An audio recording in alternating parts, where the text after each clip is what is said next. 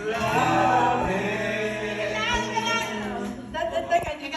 Kaya bago natin siguro, dahil ayaw muna tayong pag-umpisahin, mag-flashback po muna tayo ng konti. Oh, Wow! Ano naman So, pala? ang ating pong burden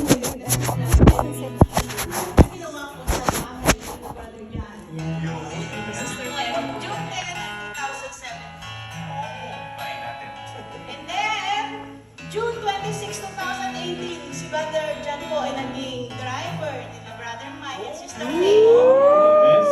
Saan siya po ay inutusan ng ating puting lingkod at sinabi sa kanya, Brother, itatag mo ang El Shaddai sa Burden Field. Amen. So simula po noon, nakita ko po kung paano po naging aligaga si Brother.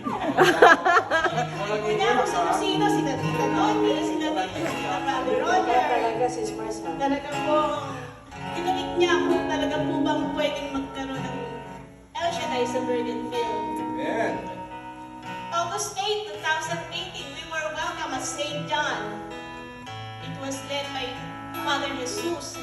Nakakakilala po sa atin, sa kanya. They welcome us na magsimula ng gawain dito sa St. John. And then, nagkaroon po tayo ng gawain. Hindi ko na po mabalikan yung picture na yun. Naging outreach po tayo. In January 2021, we were declared as El Shaddai Burdenfield Cell Group. And then, last Sunday po, March 15. 16 pala. Then, na-declare po tayo.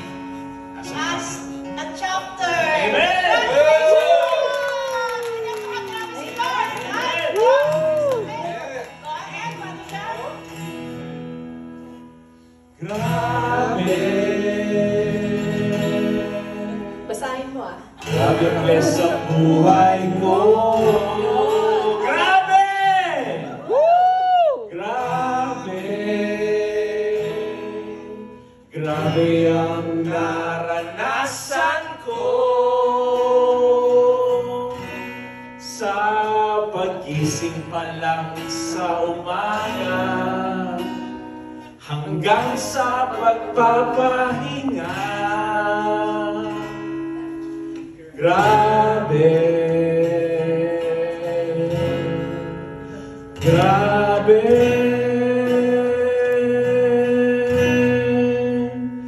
grabe.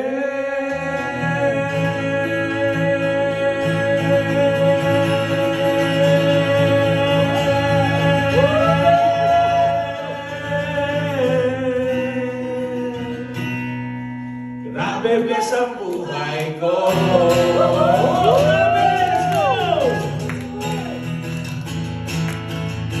Grabe, grabe bless ang buhay ko. Grabe, grabe, grabe ang naranasan ko. Sa pagising pa